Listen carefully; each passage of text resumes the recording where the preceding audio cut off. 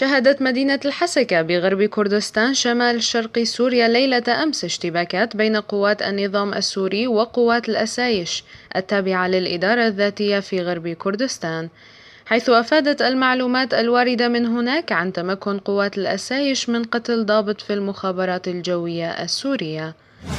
أعلن المرصد الإسلامي لرصد الأهلة أن يوم غد الثلاثاء 5 تموز يوليو سيكون أول أيام عيد الفطر المبارك، وقال المرصد في بيان له اليوم أنه سيكون بالإمكان رؤية هلال شوال بالعين المجردة مساء الاثنين 4 تموز يوليو في معظم أنحاء الوطن العربي وبعض من الدول الغربية في شرق آسيا وأوروبا.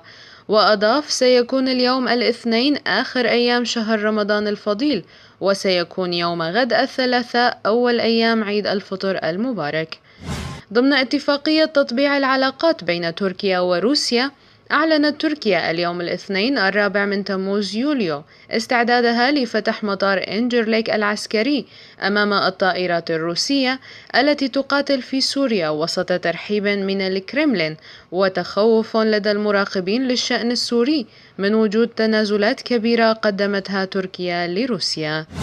قال رئيس لجنة العلاقات الخارجية في مجلس النواب العراقي حسن شويدر أن لدولة العراق سيادتها وإقليم كردستان جزء منها، ولن نقبل بأي تهديد ضد إقليم كردستان.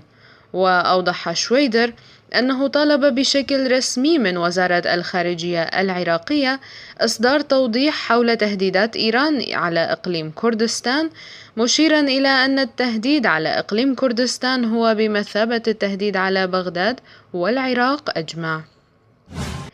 أرسلت بولندا قوات عسكرية إلى الكويت لمشاركة التحالف الدولي في محاربة تنظيم الدولة الإسلامية داعش في كل من سوريا والعراق، وتضمنت القوة المرسلة 4 طائرات حربية من طراز F-16 إضافة إلى 150 جنديا. وقع نادي برشلونة الإسباني عقدا مع اللاعب الأرجنتيني الأصل فاكوندو بارتوتشي، وهو الاسم الذي سيعتمد عليه نادي برشلونة ليكون خليفة اللاعب ليونيل ميسي، إذ يتشابه أسلوب لعبه كثيرا مع أسلوب لعب قدوته ليونيل ميسي. وفيما يلي أسعار العملات والذهب في الأسواق السورية ليوم الاثنين 4 تموز يوليو.